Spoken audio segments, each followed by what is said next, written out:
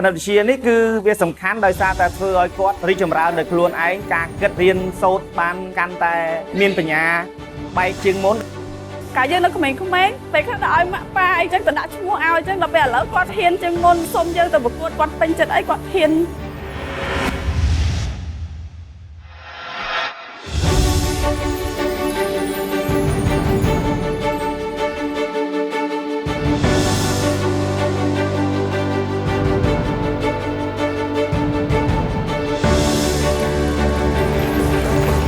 សូមស្វាគមន៍ជាទីមោទនៈសម្រាប់កូនទាំងអស់ដែលបានខំប្រឹងនៅក្នុងការពុះពៀទៅលើភាពភ័យខ្លាចរបស់ខ្លួននៅក្នុងការទទួលយកសមិទ្ធផលថ្មីក៏អរគុណដល់កូនទាំងអស់ដែលបានជំនះនៅភាពភ័យខ្លាចរបស់ខ្លួននៅក្នុងការហ៊ានសាកល្បងវាស់ស្ទង់សមត្ថភាពខ្ញុំមានអារម្មណ៍ថាសប្បាយរីករាយព្រោះអី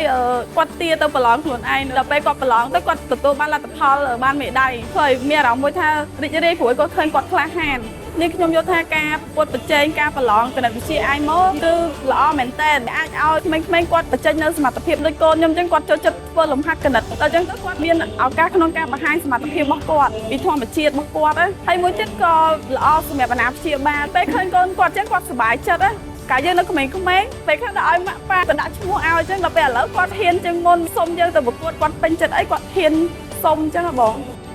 គណិតវិទ្យានេះគឺវាសំខាន់ដោយសារតែធ្វើឲ្យគាត់រីកចម្រើននៅខ្លួនឯងការគិតហើយនឹងរៀនសូត្របានកាន់តែមានបញ្ញា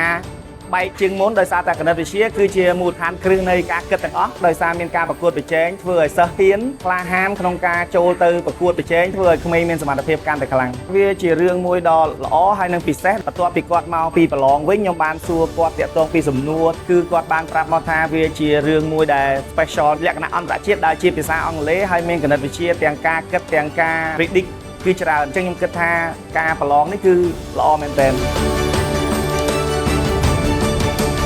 ខ្ញុំគាត់ថាពេលខ្ញុំប្រឡងវារៀងពិបាកតែខ្ញុំសប្បាយចិត្តពីការទទួលបានមេដាយនេះវាបានបង្រៀនខ្ញុំទៅគាត់ខ្លាំងជាងហើយបង្រៀនខ្ញុំកំណត់វិជ្ជាពិបាកជាងនៅសាលាគោលដៅខ្ញុំជាមេដាយមាសហើយទៅប្រឡងនៅប្រទេសជប៉ុនពេលយើងចូលដំបូងវារៀងពិបាកតែបើយើងចូលច្រើនដងជាងវាទៅស្រួលជាងហើយយើងទៅបានទទួលមេដាយល្អហើយមុនបើយើងអាចបានល្អយើងអាចរៀនភាសារបស់យើងហើយយើងអាចទទួលបានល្អ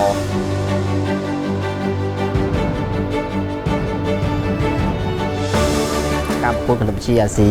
អន្តរជាតិអូឡ িম্প ិកឆ្នាំ2025នេះគឺជាលើកទី6ដែលសាលារៀនអន្តរកម្មបានរៀបចំឡើងការចុះឈ្មោះសិស្សចូលរួមប្រកួតគឺមានសិស្សចំនួន300នាក់ជាងមកពីសាលាផ្សេងៗនៅក្នុងរាជធានីក៏ដូចជាទៅបណ្ដាខេត្តពីមួយឆ្នាំទៅមួយឆ្នាំឃើញថាការចូលរួមកើនឡើងប្រៀបពីឆ្នាំមុនមកឆ្នាំនេះកើនឡើង 100% តាក់ទងជាមួយលទ្ធផលនៃការទទួលបានគឺសិស្សសាស្ត្រគាត់ទទួលបានមេដាយជ័យលាភីមេដាយសម្រាប់ប្រាក់ហើយមេដាយមាសគឺរហូតដល់170នាក់បើយើងប្រៀបទៅឆ្នាំកន្លងមកគឺមានថាឆ្នាំនេះគឺល្អប្រសើរខ្លាំងតាមរយៈលទ្ធផលជុំទី1ដែលយើងប្រកួតនៅក្នុងស្រុកនេះគឺម្ចាស់មេដាយទាំងអស់មេដាយសម្រាប់មេដាយប្រាក់និងមេដាយមាសគឺគាត់ជាបេក្ខភាពដែលមានសិទ្ធិចូលរួមប្រកួតវគ្គ Final ហើយវគ្គ Final យើងឆ្នាំនេះគឺយើងរៀបចំនៅប្រទេសជប៉ុនទីក្រុងតូក្យូនៅថ្ងៃទី2ដល់ថ្ងៃទី6ខែសីហាសូមបញ្ជាក់ទៅអ្នកណាព្យាបាលទាំងអស់ហើយក៏ដូចជាបងប្អូនដែលទទួលបានមេដាយទាំងអស់ការចុះឈ្មោះប្រកួតនៅវគ្គ Final យើងទទួលចាប់ពីខ្សែដំណឹងរហូតដល់ថ្ងៃទី20ខែមិថុនាឆ្នាំ2025សូមរួចរាល់ឡើងថ្ងៃបិទយើងគឺត្រឹមថ្ងៃទី20ខែ6តែប៉ុណ្ណោះ